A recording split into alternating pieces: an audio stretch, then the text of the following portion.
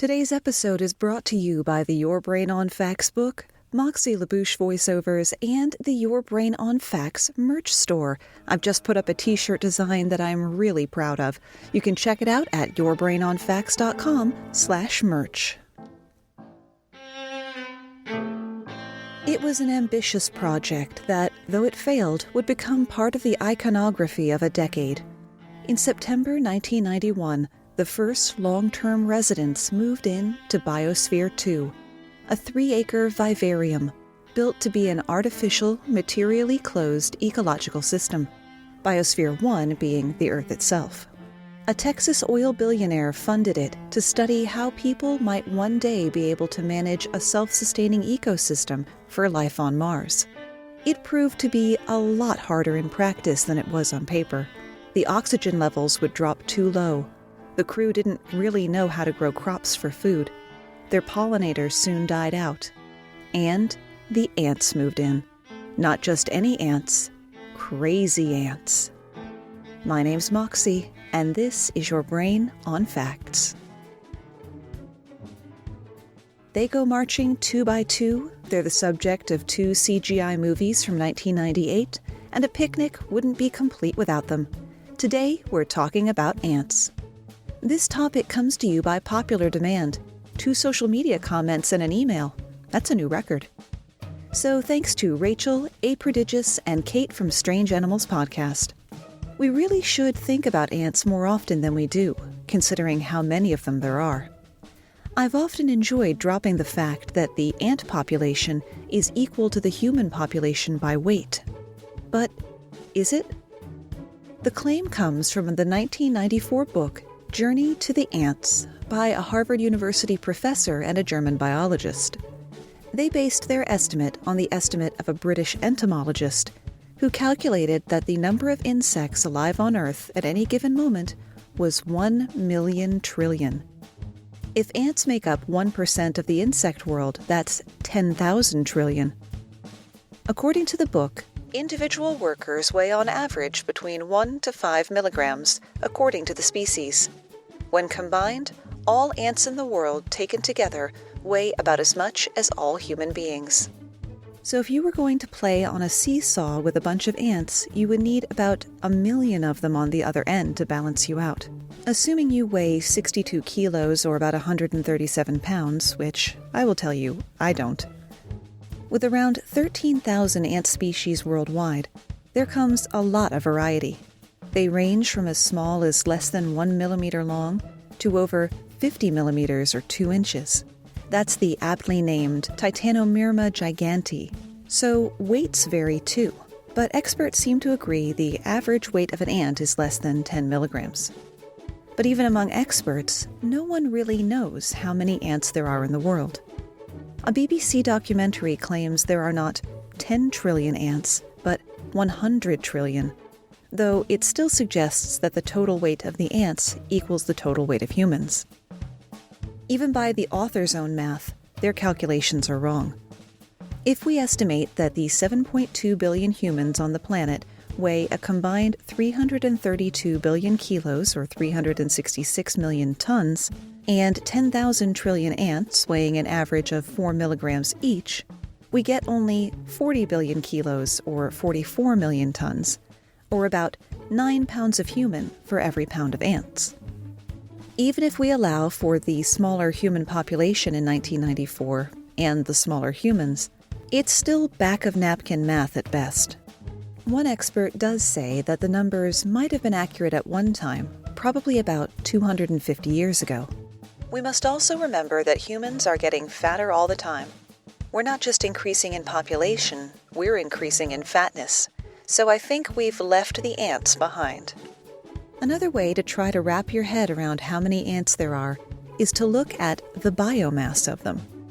One of my favorite weird history and animated rant YouTube channels, Sam Onella, compared the biomass of several animals and visualized them as spheres, literal animal planets. For example, if all the blue whales in the world could be mushed together like Play-Doh, they'd make a spheroid about 140 meters or 450 feet across. Blue whales are huge, but there aren't very many of them. In contrast, the chicken planet is more than twice that size, 330 meters or 1,100 feet across. They're small, but we've bred a lot of them. The math was tricky enough, what with trying to come up with a density for each animal, but Sam also found order of magnitude disparities in the estimates of ant populations. Taking the average of the estimates, the ant planet came to 420 meters or 1,400 feet across, nearly as tall as the Empire State Building, putting it between the biomass of horses and sheep. So if your 4-year-old asks you how many ants there are in the world, you can come back with the question, by weight or by mass? Bonus fact, Sam estimated the closest animal biomass planet to humans is the planet of krill, which are individually barely 2 inches long, so you know there are a lot of them. Like bees, life in an ant colony revolves around the queen, who starts life the same as any other larva, but is fed a special diet by the all-female workforce that turn her into an egg-laying machine. Male ants are pretty much just a sperm delivery service, dying after mating at about a week old, while the queen can live for years. But what's fascinating about them is that they have a mother, but no father. Rather than having an X and Y chromosome, an ant's gender is determined by whether they have 1 or 2 copies of their genome. Female ants develop from fertilized eggs with 2 genome copies, one from the mother and one from the father. Male ants develop from unfertilized eggs, so they have no genome from a father. This means that male ants don't have a father and cannot have sons, but they do have grandfathers and can have grandsons. Try dropping that little fact in your next Zoom meeting while you wait for everyone to figure out how their mics work. We think of ant colonies as individual communities, self-contained and not interacting with other colonies. But sometimes neighboring colonies of the same species can link up to work cooperatively. There is a super colony of millions of cooperating nests of billions of Argentine ants that spans over 3,700 miles or 6,000 kilometers of European coastline from Italy to northwest Spain. And you thought the way they took over that corner of your yard was impressive. And that's not the only Argentine ant super colony, though.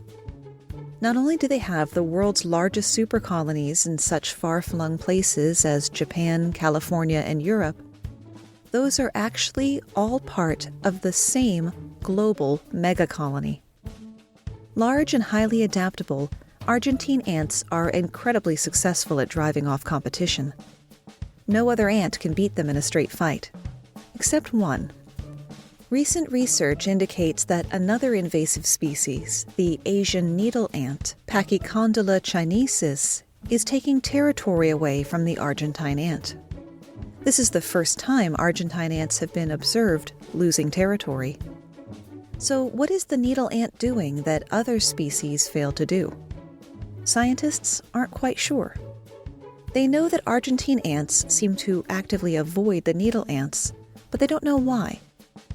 Asian needle ants have an advantage over Argentines because they can tolerate colder weather better, giving them more of the year to build nests, mate, and eat other ants, as needle ants are wont to do.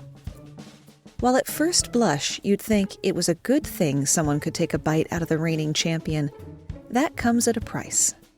Needle ants have a painful sting that can cause allergic reactions, and you're actually more likely to have an allergic reaction to an Asian needle ant sting than a honeybee. Bonus fact, more people in Australia are treated for anaphylaxis from the deceptively cutely named Jack Jumper ant than they are from bee stings. Ants have a major influence on ecosystems worldwide, dispersing seeds, pollinating plants, and improving the quality of soil. The power to make a difference in one's environment cuts both ways, though. Fire ants cause over $4 billion with a B dollars worth of damage in the U.S. every year. That includes both crop damage as well as veterinary and doctor bills from running afoul of their nest and being bitten and stung. Fire ants aren't even native to North America. They were accidentally imported from South America sometime in the 1930s through the port of Mobile, Alabama. Probably they came over in the soil used as ship's ballast, the weight in the bottom of the boat that helps it stay upright. And they've been spreading ever since. Their introduction wasn't the last time fire ants traveled by water, though.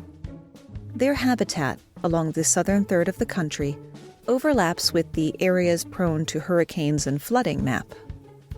When colonies are flooded out, the ants band together into a flat mass that floats until they reach high ground or bump into a tree they can climb. The raft carries all members of the colony, including the eggs, larvae, queen, winged ants, and workers, according to Texas A&M University. Rafts save the ants, but they make a bad situation worse for humans trying to rescue other humans in a flood. If the raft comes into contact with a boat, it will break up as the fire ants climb aboard and immediately start biting the hell out of anyone there. Texas A&M warns, "It's important to rub them off immediately. Submerging them won't work as they'll just cling to the skin. Even a high-pressure water spray might not remove them." Yep, everybody gangster till the ant raft floats toward you. Thankfully, though, these days we're safe at home, far from floating fire ants. And a number of people have chosen to curl up with the Your Brain on Facts book. Thank you to everyone who has been leaving reviews, and if you've been thinking about it and meaning to do it, no time like the present. Like this review from KKSF, 5 stars, fun and entertainment. Everyone could use some non-television related entertainment now, and that's where Moxie and Your Brain on Facts come in. Use your brain and enjoy yourself with her wonderful stories, factoids, and amazing knowledge and trivia. Fun for the whole family without any screen time. Thank you so much for that. And if you want to hear your opinion read out on the show, rate the book over on Amazon, though maybe buy it from bookshop.org so it goes to a local bookstore, or rate the show on your podcast player of choice or podchaser.com, which is like the IMDb of podcasts, just like Mage Matthew did when he left a 5-star review. Great podcast. Really enjoying this podcast. Well-voiced and interesting facts. So thank you for that, Mage Matthew up in Canada, just in case you got confused with the other Mage Matthews out there. And do forgive me if I accidentally skip anyone's reviews. I am not at all good at keeping notes about which reviews I've read and which ones I haven't. Definitely a growth opportunity area for me. Ants do some pretty remarkable things to protect the colony. Take the ant whose name is also a spoiler for this topic, Colebopsis Explodens. They make their homes in the tall canopies of trees in Southeast Asia, which they defend with a move called autothesis, from the Greek words for self and sacrifice. The way they sacrifice themselves is something unique to only a few species of ants and termites. They blow themselves up. Formerly called yellow goo ants after the brightly colored gunk that's left over, exploding ants respond to threats by deliberately and fatally rupturing their body, splattering rivals with a toxic fluid. Many animals engage in chemical warfare, from cobra venom to skunk spray to the heated poison shot out by the bombardier beetle. But these 15 or so species of ant are the only animals that have to kill themselves to do so. Researchers noted that C. explodens ants were, quote, particularly prone to self-sacrifice in the presence of threats, including humans trying to study them. When another insect gets into the nest, C. explodens workers will bite onto it, then curve their body toward it as if they had a stinger. To blow themselves up, the workers contract part of their abdomen, called the gaster, so tightly that it ruptures, spewing forth a yellow glandular secretion, which either kills the enemy stone dead with the toxicity or immobilizes them with its stickiness. Not all C. explodens go to such extremes for the greater good. Some play more defense and less kamikaze offense. All they do is shut the door. And by the door, I mean their head. It's a tactic seen in a few other species, including 2 recently discovered in Africa. Prior to that, Africa was thought to only have 1 example of a doorhead ant in the whole of the continent. And even then, scientists weren't sure if they were looking at a specialized caste or a separate species. But what do I mean by doorhead ant? Exactly how it sounds. The heads of cephalote ants are large and flat, like the world's most conspicuous buzz-cut haircut. They're the ideal shape for living in the tunnels left by beetles boring through tree trunks. This real estate is in high demand, though. Other ants and parasites like phorid flies who lay their eggs in the ants want to move in too, and they're not interested in making an offer. Tunnels are hard to fight in, all narrow and cramped, and it limits the number of defenders who can reach the attackers. So, best they not get in at all. The doorheads might be camouflaged, hiding in plain sight, ready to spring into action. Depending on the species, pores on their heads secrete tangled fibers that resemble fungi, or they catch forest debris with small hairs like Velcro. Then, with their decorated heads in the openings, the nest is harder to find in the first place. The ants prefer this strategy to fighting, since cephalote ants aren't the most formidable combatants once their armored walls have been breached. The doorheads are devoted to their job. It's not uncommon to see doorheads with evidence of being bitten by would-be intruders when the doorhead wouldn't budge. One researcher confessed, "I tried to see if I could dislodge one, if I could push it back." His forceps ended up puncturing the ant's head because it wouldn't budge. In his defense, though, the same researcher was also the one who noticed that when ants live in any one kind of hole, they grow their heads to fit that shape perfectly. Blocking entrances is just one of the talents of an ant with a head so big, they're called big-headed ants. One species, Phytole megacephala, side note, one of 5 ant species to appear on the top 100 worst invasive species list, also use their bloody big heads to grind seeds and smash up other ants. The size of their head actually corresponds to the severity of local competition. They grow heads 3 times larger in survival-challenging Australia compared to their easy-living cousins in Hawaii. They also have a unique rank in their caste system. So rare, only 8 known species have it. After minor and major, they have supermajor. The minors are workers, the majors are the soldiers with big heads, and the supermajors are the soldiers with the biggest heads of all. Scientists believe the capacity to create supermajors is a throwback mechanism dating back to their prehistoric ancestors between 35 and 60 million years ago. Speaking of dinosaur times, have you ever seen a dinosaur ant? Now, would that be an ant the size of a dinosaur, or a regular-sized ant in the shape of a T-Rex? It's the old Venture Brothers ghost pirate versus pirate ghost semantics. Sadly, it's actually neither of those things. Dinoponera quadriceps are just big and beefy at over an inch long. They become interesting again when you learn that their colony doesn't have a queen, and every member can reproduce. How egalitarian. Instead of a queen, they have an alpha female, surrounded by up to 5 beta females, who do nothing all day but sit around waiting for the top spot to open up. Sometimes a beta gets tired of waiting and decides to start laying eggs of her own. If the alpha female detects that her position is being challenged, she wipes chemicals from her stinger onto the would-be usurper. This triggers the workers to punish the offending ant.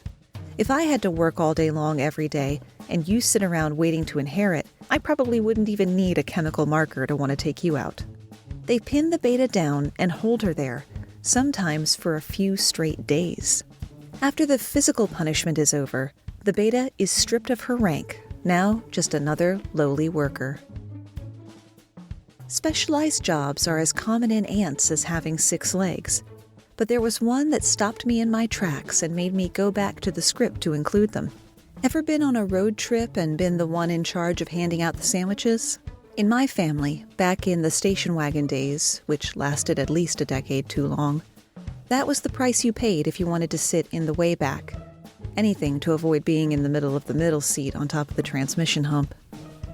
But the middle seat looks pretty good if being in charge of the food means storing it inside your body. Introducing the honeypot ant, whose species you can find in both North America and Australia. When food is plentiful, honeypot colonies select certain workers to be what entomologists call repletes, and put them up in a safe spot. Then the feeding begins. The other workers stuff them with food until the repletes' abdomens swell up like balloons. They can get as big as a grape. I know a grape is hardly a benchmark for largeness, but when you're an ant, that's one hell of a donk. When feast turns to famine, hungry workers go to the replete, give it a bit of a poke, and wait for calories to appear, courtesy of regurgitation. If the life of a replete still doesn't sound too bad, sometimes rival ant colonies invade and kidnap them. Honeypots aren't just vending machines for their mates. They're a sweet treat for indigenous people. Try some for yourself. First, locate a honeypot hill. Excavate it carefully and pick out some nice fat feeders. But just some of them. Be sure you leave some for the ants. And good news, you don't have to do anything to prepare them. Just pop them in your gob like gushers. Want something more savory? Try the leafcutter ant of South America. They're eaten toasted and are said to have a nutty, bacon-like taste, at least according to the companies that sell them. For something more refreshing, how about the lemon ant of the Amazon, whose taste comes from the formic acid the ants produce? Formic acid is named for formica, the Latin word for ants, nothing to do with flooring. It's supposed to be a chemical defense, the formic acid. Too bad for them, we like the way it tastes. If you're ever in the Amazon, hacking your way through dense rainforest, and suddenly the trees are less dense, and the incredible variety of plants, flowers, and trees has turned into one kind of tree, the Doroya hirsuta, you know that lemon ants are nearby because you found a devil's garden. The hirsuta is the preferred habitat for lemon ants, or Ramelochaista schumani to give it its proper name. The locals believe that these spots are the work of an evil spirit called a chulachaki, while science has a few ideas of its own. One hypothesis is that the hirsuta trees release toxic secretions that kill competing plants, a process botanists call allelopathy. Others argue that it's actually the ants living on and in the tree that are responsible. The idea is that by killing other plants, the ants make room for new hirsuta saplings to grow, making more homes for the colony to expand into. The plants also benefit by increasing their biomass and eliminating competition. To test this hypothesis, researchers from Stanford located 10 devil's gardens and planted in the middle of them 2 Spanish cedar, one treated with a sticky insect barrier and the other left alone. They planted similar trees 150 yards away, still in the same forest but not in the devil's garden, for more data points. They didn't have to wait long for that data. Worker ants immediately attacked the untreated saplings by injecting formic acid into the leaves, costing the trees most of their leaves inside the week. The treated trees, the ones with the insect barrier, emerged unscathed. Well, they didn't emerge, they're trees, they just stand there. Unless there's an ant moot, then I don't know. Anyway, researchers now had some pretty conclusive proof that it was the lemon ants, actively killing anything that might compete with their tree buddies. The Stanford team noted, "To our knowledge, this is the first record of an ant using formic acid as an herbicide, although it is known to have bactericidal and fungicidal properties." Australia's come up a couple of times on today's episode, and it was also the setting for the most recent bonus mini episode over on patreon.com/yourbrainonfacts. That was bonus mini number 39, so there is a lot of content on there for members to enjoy. And this month's topic poll goes up shortly, so be looking for that at patreon.com/yourbrainonfacts. Want to do something with your fellow Brainiacs that doesn't cost anything? Head on over to facebook.com/groups/Brainiac Break Room, or Reddit r/yourbrainonfacts to post the thought-provoking or just plain silly stuff you find on the internet. It doesn't have to strictly be educational. By all means, post that predictive text game you just found on Facebook. Those are always good for a laugh. If you're still kicking around the jungles of Brazil, see if you can find any leaves that are hanging precisely 25 centimeters or 10 inches off the ground. If you turn it over, there's a chance you'll find a carpenter ant with his jaws clamped onto the leaf's central vein.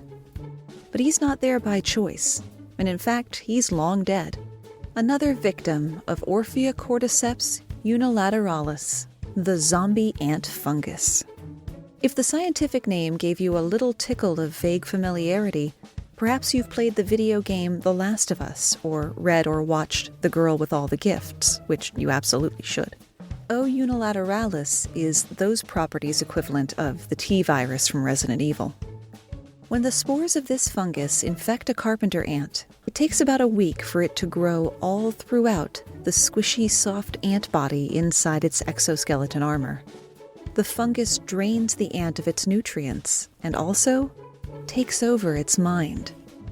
It compels the ant to leave the safety and numbers of the colony and climb a nearby plant. It stops the ant at that oddly specific 10-inch height, because that's where the temperature and humidity are optimum for the fungus to grow. To make sure the ant doesn't move, the fungus makes the ant lock its mandibles around the leaf. It's not long after that the ant dies, and a long stalk begins to grow out of its head, a stipe topped with a capsule full of spores, ready to rain down more zombiehood on the colony. It's also taken over the mind of one David Hughes, an entomologist at Pennsylvania State University, who's been studying O. unilateralis for years.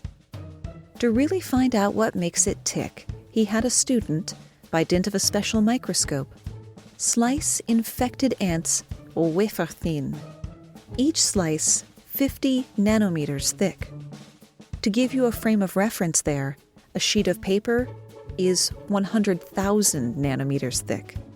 So ant slices 1/2000th the thickness of a piece of paper. Each slice was scanned and compiled into a 3D model, and annotations were made on which bits were ant and which bits were fungus.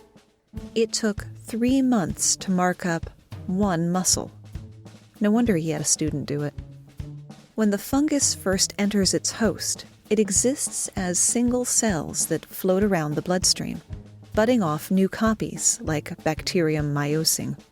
At some point, these single cells start working together, connecting to one another with short tubes, such as are also seen in fungi that infect plants. This allows them to exchange nutrients and communicate. Those tubes are unique. There are other fungi that fatally infect ants, but O. unilateralis is the only one that messes with their minds, and Hughes believes these tubes are the key.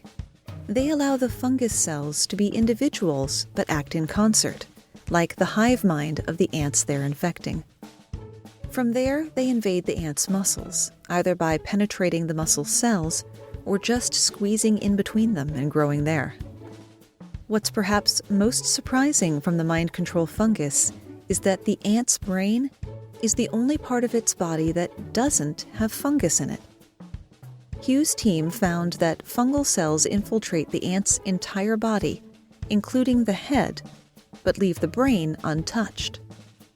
Hughes thinks that the fungus exerts direct control over the ant's muscles, like tugging on the strings of a marionette. Once an infection takes hold, the ant's motor neurons, the ones that carry messages from the brain to the muscles, begin to die, and it's suspected the fungus takes over, releasing chemicals that force the muscles to contract. So the poor little ant is probably still aware, but just along for the ride. Nobody said life as an ant was going to be pleasant. Just ask Cardiocondyla obscuror. Their colonies have a single dominant male, called an ergatoid, and he is the very picture of territorial. If a new male comes a-wooing, the reigning ergotoid will dab chemicals from his anus onto the intruder. This dirty Anchez contains a kill scent, a pheromone that sets off the nearby workers who swarm and kill the interloper. On the domestic defense side, the ergotoid goes through the nursery chambers looking for day-old males to eliminate. He's got to get them before their exoskeletons fully harden. They're not just grappling, but trying to be the first one to get his kill scent onto the other one. A 2-day-old has a 14% chance of winning, but there's a 43% chance that they both die, Superman and Doomsday style. Temnothorax pilegens, or pillage ants, are very small. They raid colonies of ants that are even smaller, an entire nest inside a single acorn. Like nature's Polly Pocket if Polly had segmented eyes and antennae and was several hundred individuals. These little acorn fortresses only have one entrance, and the pillage ants walk right on in like they own the place. Nobody tries to fight them off. In fact, the acorn dwellers don't even notice them. Pillage ants use a chemical camouflage, like an olfactory Klingon bird of prey or the cloak of invisibility, depending on your fandom. But it's not 100% foolproof. If the pillage ant is found out, stealth mode turns to melee, and they will stab their opponents in the neck with lethal, paralyzing venom.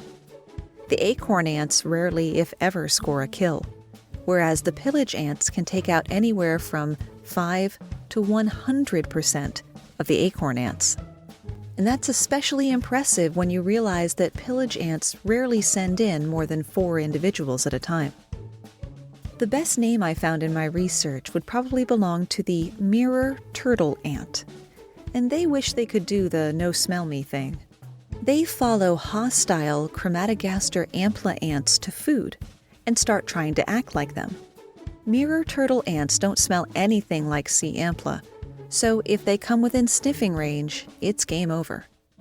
They have to move like the enemy and walk like the enemy, all while not getting too close to them, even though they're in the midst of the enemy and stealing their food.